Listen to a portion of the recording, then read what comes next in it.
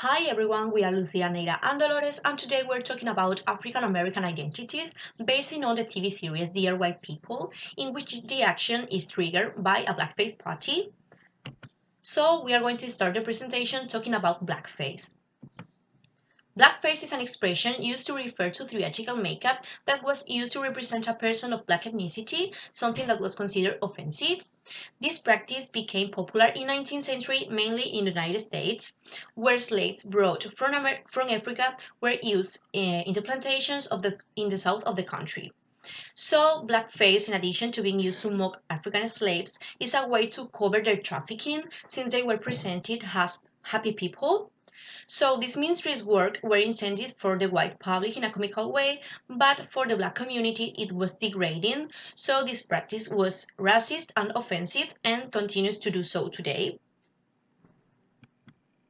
The origin of the term is doubtful, although John Strausbaugh, an American cultural commentator, points out that its origin could be traced back to Portugal in 1441, where slaves brought from West Africa were exhibited for the entertainment of the white public.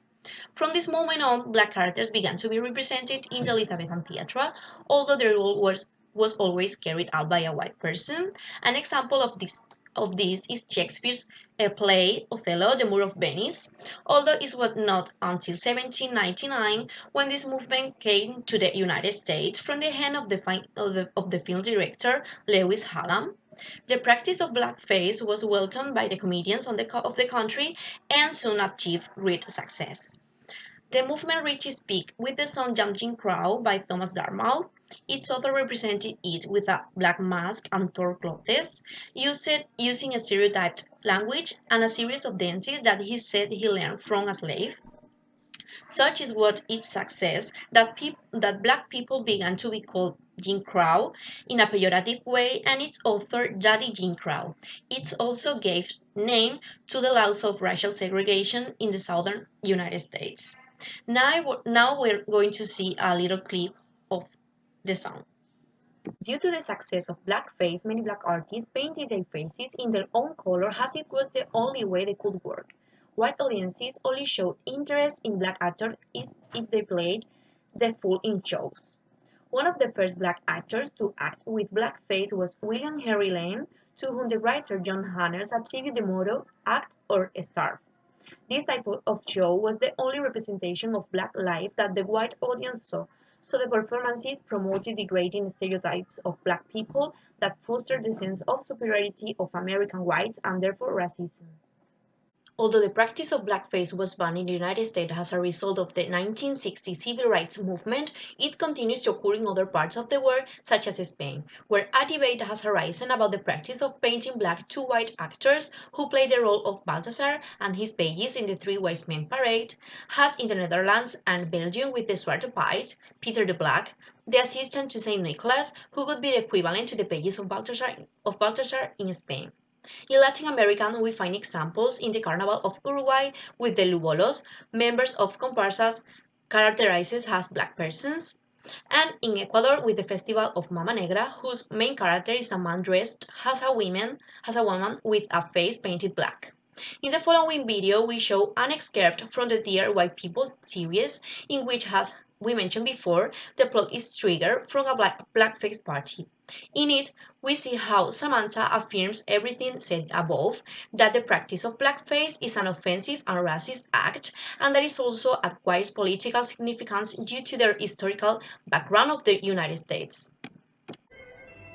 One of Winchester's most well-known groups is the humor magazine Pastiche, whose members have left their mark as satirists, television writers, and most recently, hosts of a blackface party. Ah, look, Serena Williams. That's an actual black person. That's, I guess, Nicki Minaj. I'm not sure. Even more blackface. Apparently, this is a thing that white children are into. Google it. If you couldn't tell, there's lots more going on at this party than meets the eye. Oh, more actual black people. I wonder if they'll find this amusing.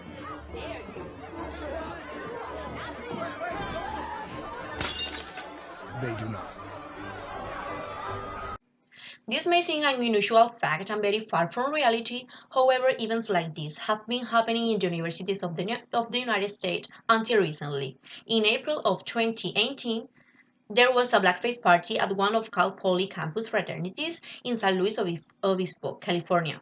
At first, the members of the fraternity asked for forgiveness and excused themselves that it was a party in which each person wore the colors of their soccer team, and that is why the student in the photo that was leaked wore a color face.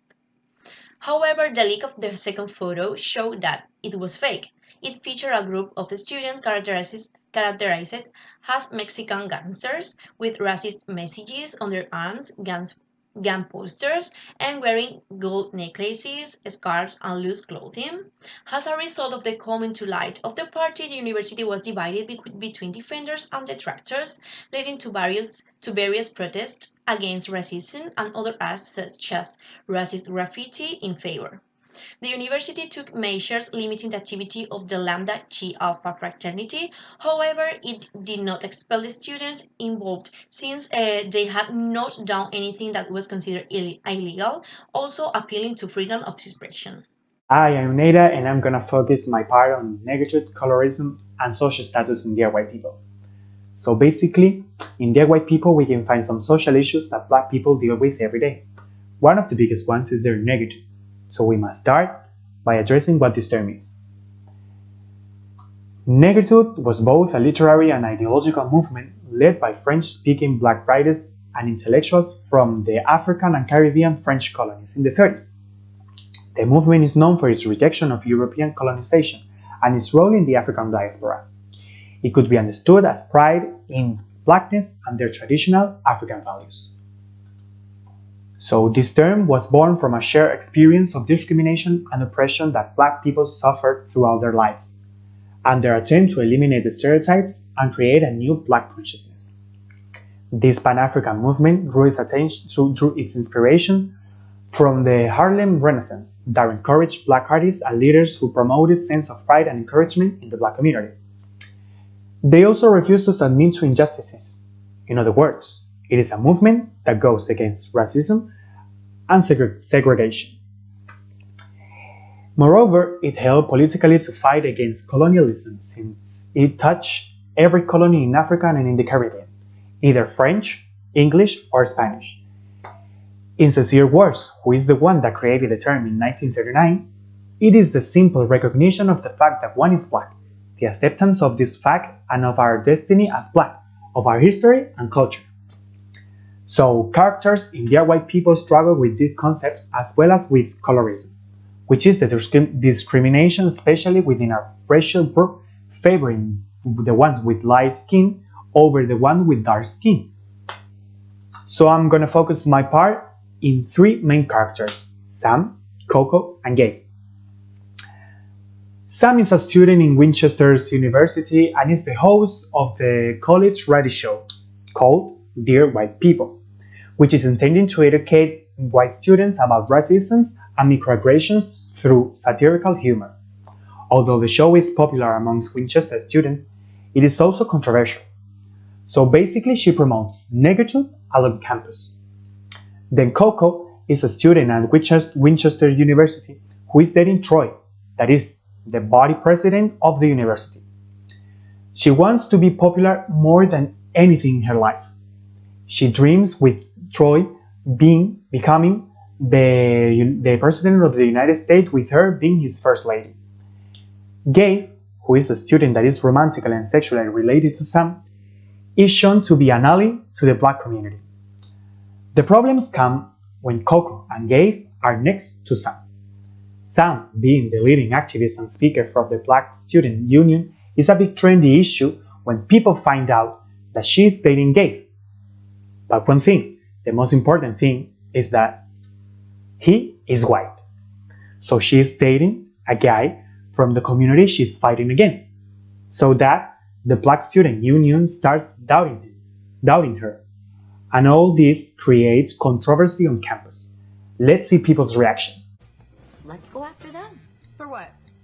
Their editor is Kurt Fletcher, son of the president. Nothing is going to happen to him or Pastiche. You know, in the real world, kids are getting shot by cops for being black. Voter rights are still being suppressed. Our criminal justice system continues to propagate a new Jim Crow.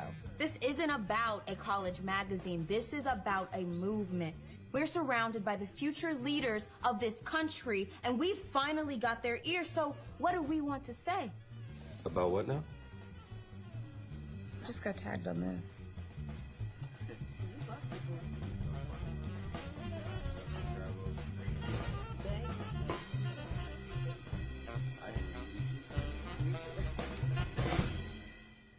There's black power over here. Those white boys. Huh?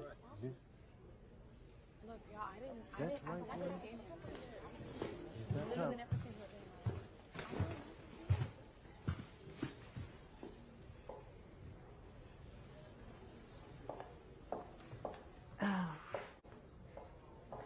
So, what y'all talking about?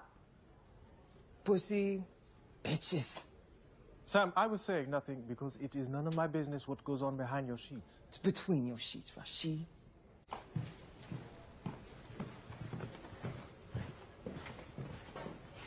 What? Nothing.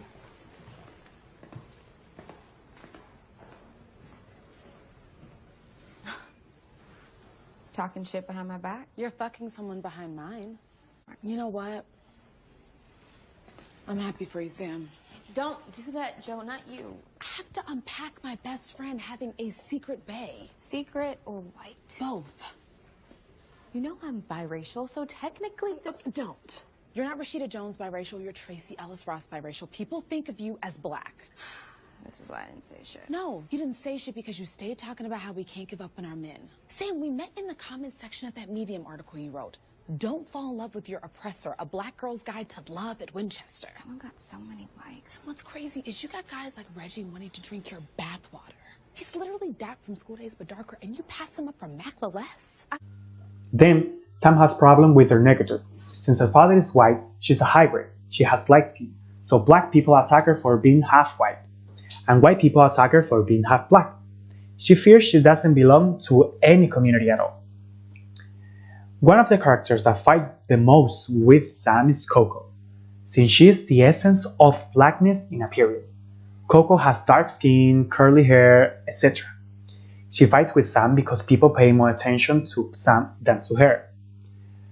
White Americans have more possibilities than black Americans, so that light-skinned or biracial individuals have more opportunities to earn money, to complete years of schooling, to live in better neighborhoods, to marry high-status people more easily than darker-skinned people.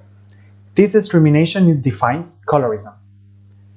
Moreover, Coco had struggles with her past with having dark skin. Nobody wanted to date her, and she didn't have any possibility to study until a white man took care of her.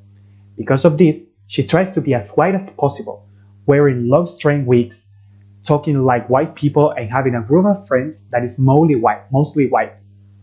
She does all of this because she doesn't want to be alienated from society. She doesn't want to be the other. And while she does it, she wants to gain more social privilege, basically as much as a white person does. Let's finish this part with a clip that shows how Coco gets angry because Sam humiliated her in public. Okay, with that out the way, here's a little game I call Woke or Not. Up first, Troy Fairbanks. Kurt Fletcher and Pastiche are ready to address the criticisms levied against them. They're not responsible for the Dear Black People Party. We should move on for to heal. I say, not woke. Isn't she talking about your boo? Or is it Faye? They're not a fish. That's right. Our leader, Troy Fairbanks, pardoned Kurt Fletcher and his clown confederacy. So what are we gonna wear? I was thinking something very breast forward. And speaking of sleepwalkers, we can't forget about one Calandria Connors. But these people don't give a fuck about no hair. Motherfucking Tubman. Motherfucking Tubman. Want lips, hands, ass, head. Motherfucking Tubman. Motherfucking Tubman. Want lips, hands, ass, This bitch auto-tuned me? Motherfucking Tubman.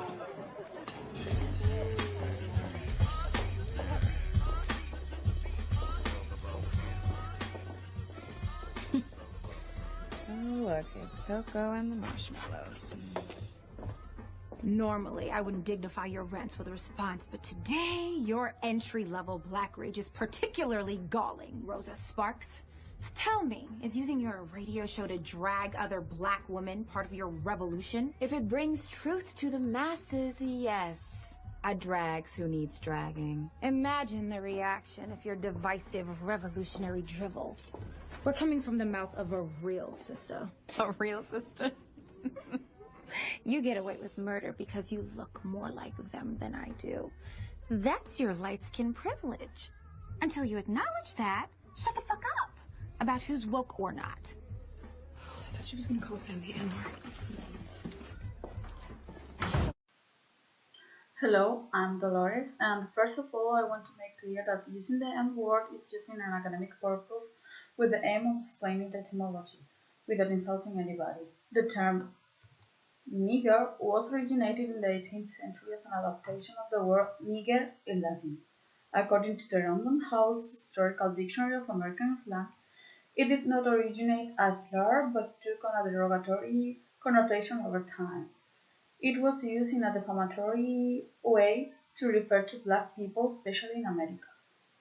No one knows precisely when or how nigger turned into nigga and attained a pejorative meaning. We know, at least in the history I've looked at, that the word started off just as a descriptor negro with no value attached to it. The word is completely linked with violence and brutality on black psyches and derogatory aspersions cast on black bodies. What we know is that at the end of the 19th century, non-African Americans used this term pejoratively as a racist insult, and it has already become an influential insult widely known, even though this word has appeared in practically every aspect of African culture, from literature and political issues to music and cartoons. That is the reason why society decided to name it as N-word to make it less pejorative when referring to it. Given white people, the use of the N-word has tormented generations of African Americans, but sometimes many young people, either black or white, uses it with the meaning of friends nowadays. Neil A. Lester, Dean of Humanities and former chair of the English department at Arizona State University, recognized that the complexity of the N-word's evolution demanded greater critical attention. Now, focusing on Dear White People, concretely in episode 5 of season 1, which is based on Reggie, one of the characters of this series and one of the leaders of Winchester University's Black Student Union. You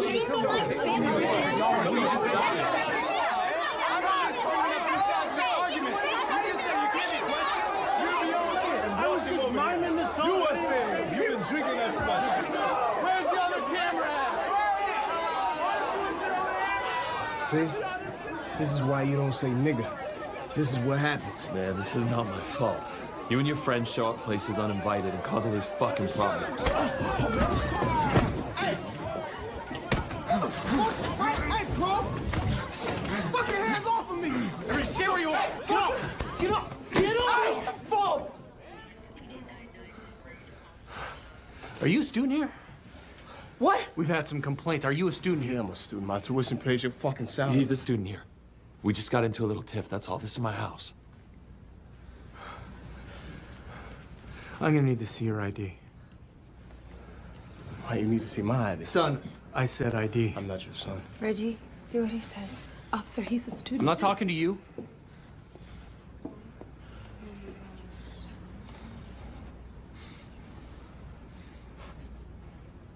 Fuck these pigs, man. I said show me some ID! Yo, he's a student! He's a student. Well, why the fuck do you guys have guns? Did I stutter? Show me some ID!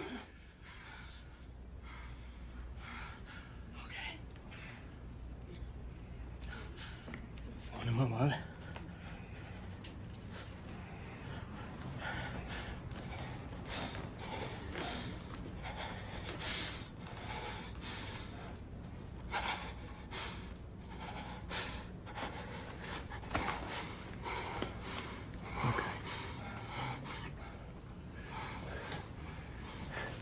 you just showed me that when I asked, we could have avoided all that. Okay, party's over. If you don't live here, go home. Come on. I think we should walk together.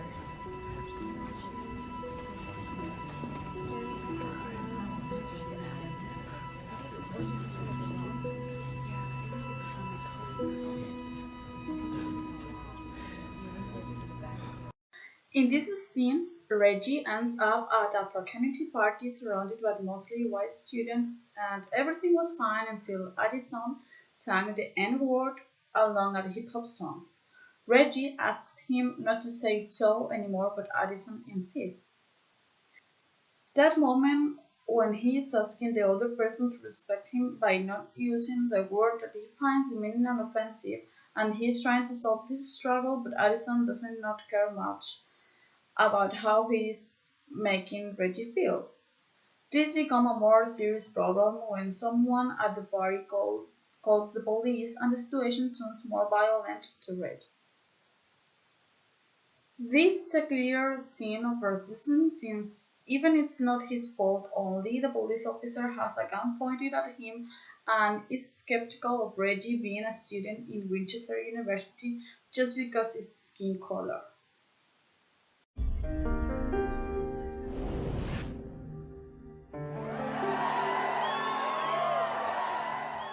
When did the French Revolution? 1789. Correct! What is osmosis? Ace of spades. Lake Titicaca. Hyperhidrosis.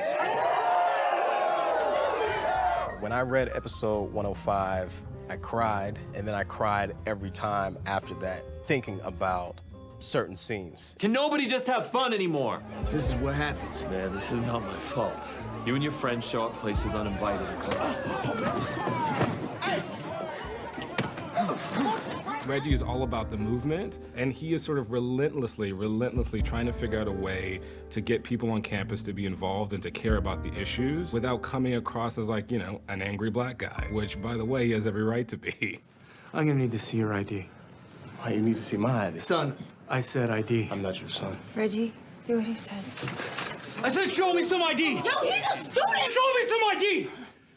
You realize like how real the show is in that moment. It was insane to think that this could happen at any point in time in any of these kids' lives. I remember when Philando Castile was killed, we came into show the next day and everybody was just devastated. I mean, it was like, damn, the 10th shooting of an unarmed black man. We were literally sick over it. We had to incorporate that feeling into the show. I was glad Marquis took so much weight on his shoulders.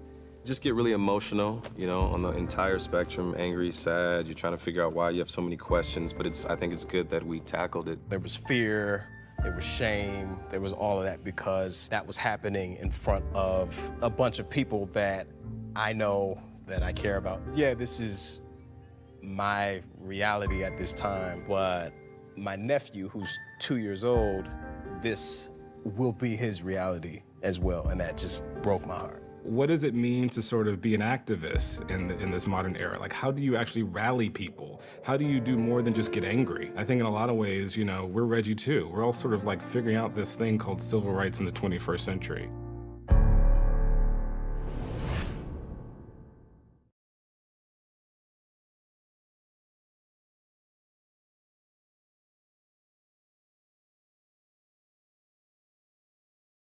As they let us know, unfortunately, this is a nowadays reality that can affect to every African American person. Finally, we would like to recommend you the series since it explains these topics from an African American perspective, especially by young people. It also helps to concern the audience that racism isn't over and is still a contemporary issue that needs to be solved as soon as possible. Thank you very much. Hope you like it.